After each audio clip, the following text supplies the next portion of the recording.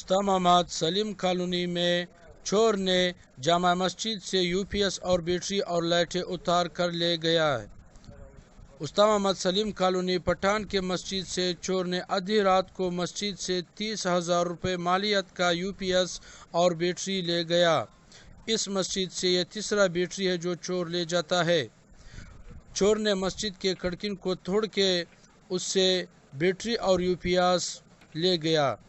News reporter आज़ाद खान सुलेमान खेल ENN news Balochistan. دا غیر کش کړی د تارونه بیټري کې راکش شوی دی